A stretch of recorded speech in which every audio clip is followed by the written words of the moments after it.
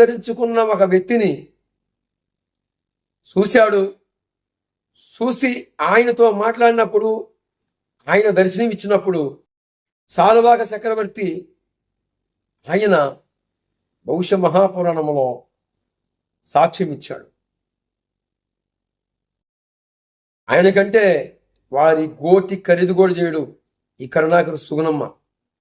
ఈ లంగా ముందున్న భక్తులు, ప్రతి తరములో ఉన్నవారు దేవుడు విలాగం ఉంటాడు, కన్నిక గర్భమును జన్మిస్తాడు,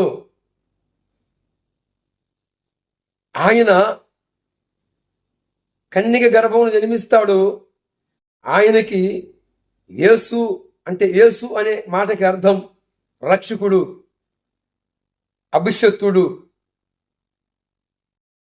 ఈరోజు కరుణాకర్ సుగుణ నువ్వు చెప్పవే. ఒక్కరన్నా మానవ జాతి కోసం బలైన వారు ఎవరున్నారు? కరుణాకర సుగుణమ్మ. కొత్తగా లంగా కట్టుకున్న సుగుణమ్మ, నువ్వు చెప్పు. భవిష్య మహాపురాణములో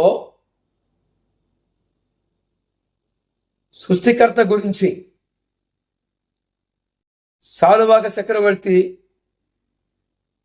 ప్రస్తావించాడు. తర్వాత ఇక అదే భవిష్య మహాపురాణంలో కామ క్రోధ లోభ మోహ మదమత్సరనే వాటిని జయించిన వాడు దేవుడు. అంటే మనమందరము ఆరాధించిన వారు దేవుడు దేవతలు కారు.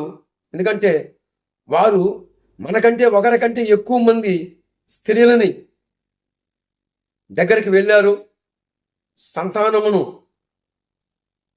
ఇక వారు మనుషులే గాని దేవుళ్ళు కారు అని, ఇలాంటి వారికి మొక్కితే ఫలితము లేదు అని భవిష్య మహాపురాణము సాక్ష్యం ఇచ్చింది.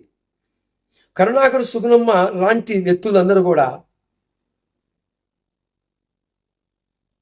ఈరోజు సభ్య సమాజంలో ఉన్న వ్యక్తులని మంచి మార్గంలోకి నడిపించే ఆ సత్తా ఉన్నది ఎవరికన్నా అంటే ఒక పరిశుద్ధ గ్రంథమైన బైబిల్కు మాత్రమే.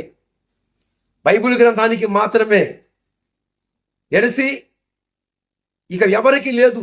ఎందుకంటే నా యేసు ప్రభు వారు పరిశుద్ధుడు, ఆయన మృత్యుంజయుడు, మరణమును గెలిచినవాడు ఆయన. ఇది ఈ కరుణాకర సుగుణమ్మకి తెలియదు. ముందున్న భక్తులందరికీ ఆ మహానుభావుడి గురించి తెలిసింది కనుకనే ఈరోజు చూస్తుండగానే క్రైస్తవము తూర్పు పరమట ఉత్తర దక్షిణ నలుదిక్కుల వ్యాపిస్తూ ఉంది.